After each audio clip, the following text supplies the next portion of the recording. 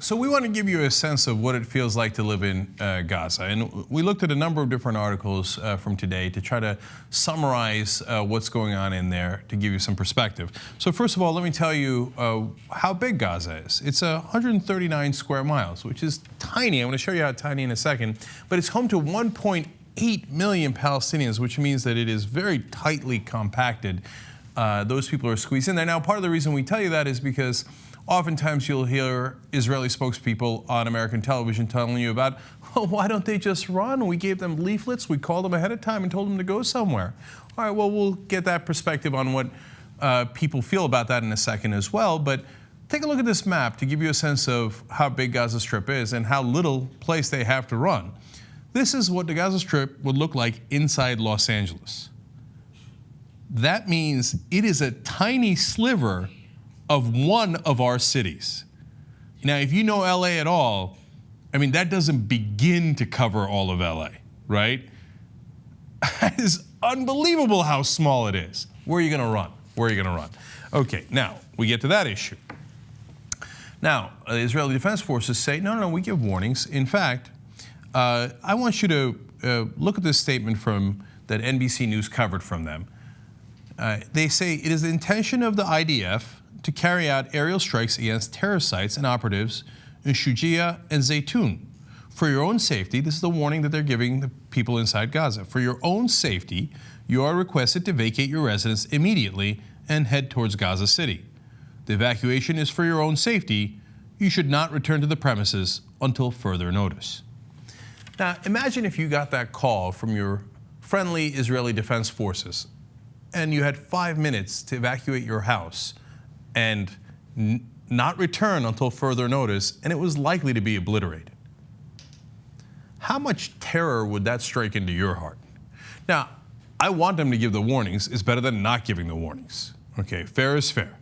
At the same time, those warnings throughout Gaza have to not only be terrorizing the adults, obviously, but think about the kids. I mean, you hear stories where people say, I mean, we had one here in America where a gun advocate said that a woman who was showing her breasts was terrorizing the local children. What do you think that does in terrorizing the local children? Okay. Now, there's a group called MSF. They're doing humanitarian work in Gaza. They have an interesting perspective on this, and one of their representatives says, when the Israeli army orders civilians to evacuate their houses and their neighborhoods, where is there for them to go? Gazans have no freedom of movement and cannot take refuge outside Gaza. They are effectively trapped. So for all the people like Alan Dershowitz going on TV and saying, no, we stopped the occupation and we removed the settlements from Gaza. Now, it's true Israel did remove settlements from Gaza, but they did not stop the occupation. They control the airspace, the ground in every way, but most importantly, they control the borders. So it's giant, basically outdoor prison. They cannot leave. So don't get the misimpression that, like, hey, man, if they don't like Israel bombing, then why don't they just go? They can't. They can't leave. They're not allowed to by Israel and Egypt. So Gaza's population, again, this same human rights group is talking about this, is being held hostage with almost nothing and nobody going in or out. In fact, according to NBC News, 44% of the land in Gaza has been declared a no-go zone by Israel's army. 44% of the, can you imagine if 44% of the United States was declared a no-go zone? And a foreign power told us, no, it's okay, we're not occupying you or anything, but you can't ever leave, your family can't come in, nobody can come in to help you, and we will be bombing 44% of America. Hey, we gave you notice. Why didn't you just move the other 56%? We're ready to obliterate everything inside of 44% of the country. What's the big deal? That's not an occupation. No, everything's perfectly fine. More from NBC News. Hassan al-Halak moved his heavily pregnant wife and 2 young sons into the middle of Gaza City to stay at his sister's home, hopeful it would be safer than his apartment in a neighborhood of East Gaza. Now that makes sense because as you saw in the first warning that the Israeli Defense Forces gave, they said move, and one of the places that you were supposed to go was Gaza City. So that's what he did. I mean, what would you do? If I got kids, I'd move. I'd get the hell out of there, right? I got to take my kids somewhere else, make sure they don't get bombed. I'd be scared, they'd be scared, but at least we got to go. Last week, 2 missiles slammed into the building where he and his family sought shelter. His wife, mother, sister, and 3 children staying there were killed. Why don't they just leave? Why don't they just run? Well, he went to where they said they were supposed to go, and they're gone. Okay, so now, in order to make this a little bit more painful, Israel decided to bomb the electrical plants. There goes electricity for everybody in Gaza. Great. I go to Reuters now. Thick black smoke rose from blazing fuel tanks at the power station that supplies up to 2/3 of Gaza's energy needs. The local energy authority said initial damage assessments suggested the plant could be out of action for a year. Remember, they cannot leave, and now they will not have electricity for a year. You think they hit the electric plant by accident? No, they swear up and down that the 70 to 80% civilian death rate that they have is pure accident. They mean to protect the civilians. It's just golly gee willikers, they're just the most incompetent military there is, and they just keep hitting civilians by accident. And golly gee, they just knocked out electricity in their giant outside prison for a whole year.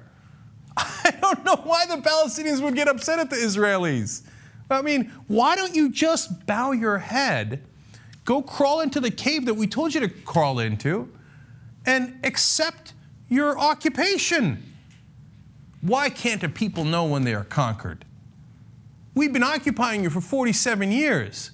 Didn't you get the memo? We're never going to let you go. More from Reuters. Gaza City municipality said the damage to the station could halt many of the area's water pumps, and it urged residents to ration water consumption as well. Just because electricity being knocked out wasn't bad enough, we're not sure you should be able to drink water either. I don't know what they're complaining about. I mean, they had all the opportunity in the world, you know? And look at what happened. They made us do this. See, I'm constantly told that Hamas has this brilliant plan of getting Palestinians killed so that Israel can look bad. Was it also Hamas's plan to knock out the electric plant and the water supply so the people there wouldn't have electricity and water? Now, if it was their devious plan, why is Israel playing along with it?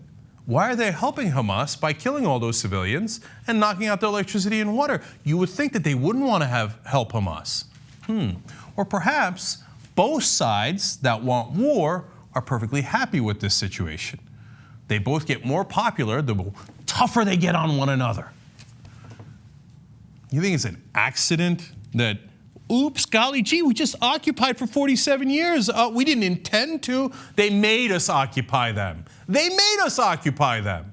And they made us take away all their electricity and water. They made us give those warnings that scared the living crap out of everybody. And then if they don't listen to the warnings, they made us kill them.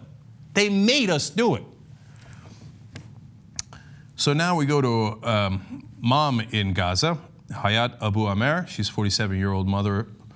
And she said, my husband begged me to stay home, but I still went. Each time I said goodbye to them, as if it could have been the last time we saw each other. Now, Al Jazeera America reports, in Gaza, some women tell their children that explosions are just fireworks and the war is just a game. Abu Amer, meanwhile, watches to ensure her children do not wander into a morgue or the hospital, as the family finds temporary refuge in a small garden behind Shifa Hospital. Of course, later Shifa Hospital was also hit. Now, is it to say that the Palestinian representatives in the last 47 years are blameless? Of course not. Is it to say that Hamas did not take part in these hostilities? Of course not. They did. And right-wing fundamentalists of all stripes gain from more. And we have been blaming both of those sides throughout this conflict for their role in this. But you have to understand something. As Martin Luther King talked about, if you are the stronger party, you have an obligation. You have a moral obligation. You see, I'm getting another talking point over and over every day. They say, oh, why don't people criticize ISIS as much or Bashar al-Assad? Which planet are you living on? First of all, we have done countless stories well before the rest of the media on how horrific ISIS was and what a despot, dictator, brutal killer Assad is in Syria. Second of all, the whole world knows that already. Is there a big debate going on? Ooh, there's the pro-ISIS people and the anti-ISIS people? No. 100% of the media, the world, America condemns ISIS. Now, are you saying that Israel is the equivalent of ISIS, that we should treat them the same way? No, that makes no sense. Israel's our ally. We don't give ISIS $3 billion a year. We give Israel $3 billion a year. Is it not fair to ask them, hey, when we give you the money, can you act with a certain amount of decency? And you're the stronger party here by a factor of 100, if not 1,000. Can you not show some mercy? Is that not fair to say of an ally? We're not talking about some people say, oh, why aren't there big protests in the street against ISIS? You think ISIS is going to listen to us? They're a terrorist group coming out of Iraq and Syria. They would be amused at our protests. Oh, duly noted, right? But Israel is supposed to listen to us, even if it isn't for the money. It's because we're their friends, we're their allies. They're supposed to be better than this. If you're an Israeli, aren't you mad? Aren't you mad that this is the face that the world sees? Not because they're being unfair to you, but because this is the face of your government. Hamas didn't make Netanyahu do anything. Netanyahu chose to do those things. And these people trapped inside that prison called Gaza are living in daily terror. You want to talk about terror? This is terror. Isn't Israel supposed to be better than this? That's what I thought. Don't you think that? So if you want to take solace in saying, well, Bashar al-Assad, the butcher of Syria, is slightly worse, I would not take solace in that if I was an Israeli or if I'm a U.S. citizen who considers Israel an ally. That is not a very good excuse. If you want to take solace in that Hamas is so powerful, they secretly control the Israeli government and make them do whatever they want for their PR advantage, I wouldn't if I were you. That seems like a poor position. You're responsible for your own actions. You don't have to do all of these things. And if you're stronger, you're supposed to have a responsibility to say, hey, you know what?